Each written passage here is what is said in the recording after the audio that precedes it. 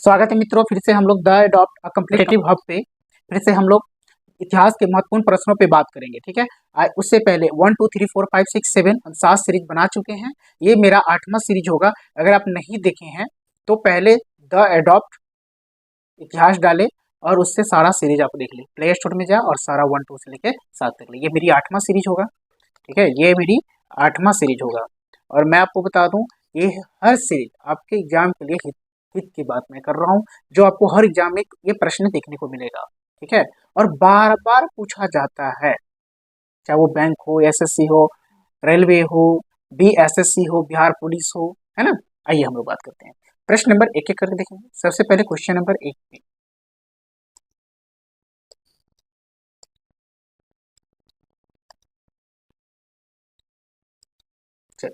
प्रश्न नंबर 1, किसने अपने पुत्र और पुत्रियों को बौद्ध धर्म के प्रचार और प्रसार हेतु श्रीलंका भेजा था? तो अशोक ने भेजा था।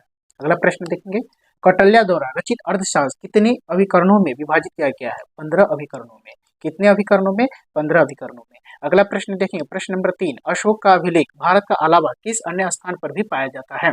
ठीक है, ये तो अब अफगानिस्तान में पाया जाता है। किस शिलालेख में अशोक ने घोषणा की, सभी मनुष्य मेरे बच्चे हैं? प्रथम पृथक अभिलेख शिलालेख में। ठीक है, प्रथम पृथक शिलालेख में। अगला प्रश्न देखेंगे, प्रश्न नंबर 5 होगा, किस स्थान से अशोक के शिलालेख के लिए पत्थर लिया जाता था? चुनारों से। कहाँ से पत्थर लिया जाता था? चुनारों से। अगला प्रश्न देखेंगे, अगला प्रश्न आप देखिए, किस महीनों में मौर्य के राजकोषीय, ठीक है, मौर्य के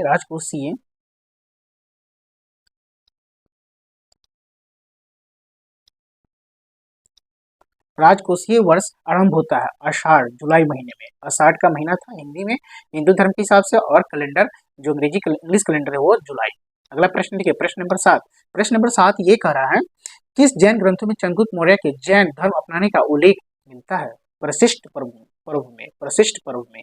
अगला प्रश्न देखिए, प्रश्न नंबर 8, चंद्रगुप्त मौर्य का संघर्ष किस यूनानी शासक से हुआ था? सेल्यूकस से हुआ था। किससे हुआ था?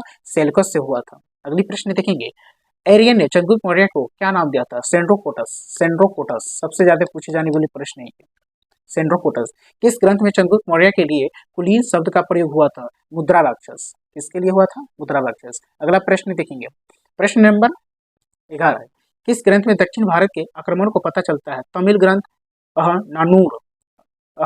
नानूर। ठीक है, अगला प्रश्न देखिए, चंद्रगुप्त मौर्य का निधन कब हुआ था? 297 ईसा पूर्व। 297 ईसा पूर्व। अगला प्रश्न देखेंगे, चाणक्य किस विश्वविद्यालय में शिक्षा लिए थे? तो आप लिख सकते हैं तक्षशिला विश्वविद्यालय। अगला प्रश्न देखें, प्रश्न नंबर 14, चंद्रगुप्त के बाद किसने शासन प्राप्त किया था? बिंदुसार ने। ये कब प्राप्त किया था? तो 298 बीसी में। ठीक है, अगला प्रश्न देखिए, बिंदुसार किस संप्रदाय के अनुयायी थे? आजीवक संप्रदाय के लिए। अगला प्रश्न देखेंगे, प्रश्न नंबर हमारे होंगे 16, किस विद्वान बिंदुसार को 16 राजाओं को विजेता बताया? तारानाथ। अगला प्रश्न, प्रश्न नंबर 17, अशोक मगध की गति पर क्या बैठा था? 269 ईस्वी में। ठीक है, देखो 272 ईस्वी में क्या हुआ था?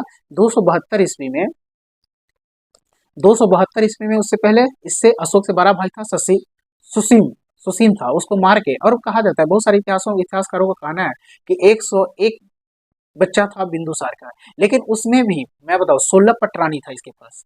ठीक है, और उसमें 99 भाइयों को मार के अशोक ने गद्दी पर बैठा था। अगला प्रश्न देखेंगे, अशोक के माता का क्या नाम था? सुभद्रांगी था। क्या नाम था? सुभद्रांगी था। अगला प्रश्न है, तो अगला प्रश्न 19 देखेंगे, भारत में शिलालेख का प्रचलन सर्वप्रथम किसने किया था? अशोक ने किया था। अगला प्रश्न, किस स्रोत में पाटलिपुत्र के प्रशासन का वर्णन है? इंडिका में है। पाटलिपुत्र का प्रशासन जो है किस पुस्तिका में वर्णन है? तो इंडिका में। इंडिका किसने लिखा था? तो मेगस्थानीज ने लिखा था। किसने लिखा था? मेगास्थानीज ने लिखा था। किसने लिखा था? मेगस्थानीज ने लिखा। याद रखना है ये।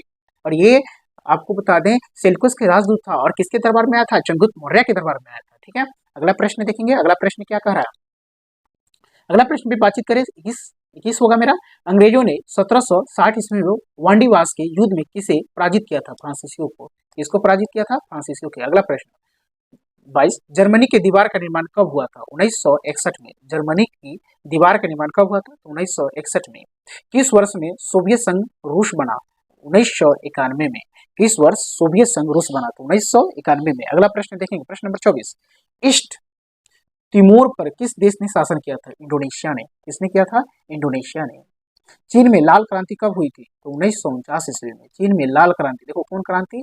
लाल क्रांति कब हुई थी? तो 1949 में हुई थी। अगला प्रश्न हम लोग देखेंगे 26। बर्लिन की दीवार कब गिराई गई?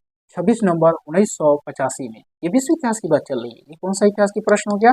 विश्व इतिहास। ठीक है, ये आपका विश्व इतिहास है। अगला प्रश्न देखेंगे, अगला प्रश्न है 27। जापान की हिरोशिमा शहर पर परमाणु बम कब गिराया गया था? 6 अगस्त 1945 में। 6 अगस्त 1945 में। पुर्तगाली नाविक बार्लो बार्थोलोमिया ने उत्माशा अंतरिक्ष को खोज कब की थी? 1486 ईस्वी में। अगला प्रश्न देखेंगे, पुर्तगालियों ने अपने पहले दुर्ग लल्ली स्थापना कोचीन में कब की थी? 1503 ईस्वी में। अगला प्रश्न देखिए, गुप्त शासकों द्वारा जारी किए गए चांदी के सिक्के कहलाते थे रूपक। क्या कहलाते थे? रूपक। अगला प्रश्न देखेंगे,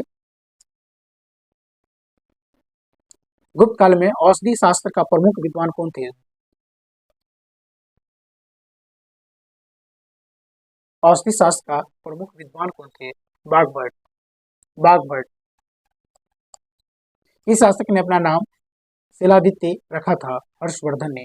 शिलालेख दित्य रखा था हर्षवर्धन ने। अगला प्रश्न देखेंगे, देखो ये जो है ना, यहाँ पे बाणभट्ट होगा। ठीक है, बाणभट्ट।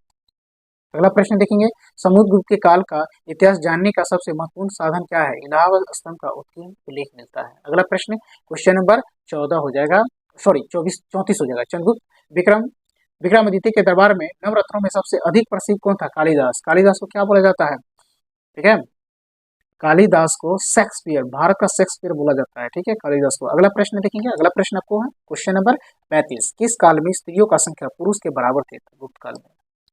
अगला प्रश्न आप देख सकते हैं, अगला प्रश्न हमारा 36 हो जाएगा। गुप्त कालों में औषधि शास्त्र का प्रमुख विद्वान कौन थे? तो बाणभट्ट। अगला प्रश्न, गुप्तकालीन आर्थिक आर्थिक दशा के प्रमुख विशेषता क्या थी? उद्योग धंधों का कृषि को प्रोत्साहन करना। क्वेश्चन नंबर 38 देखेंगे, चंद्रगुप्त द्वितीय ने कब विक्रमादित्य की उपाधि धारण की थी? शकों का उन्मूलन करने के बाद। शकों का उन्मूलन करने के बाद, शक को हराने के बाद। अगला प्रश्न देखेंगे, प्रश्न नंबर 39। चंद्रगुप्त मौर्य का प्रधानमंत्री थे कौटिल्य।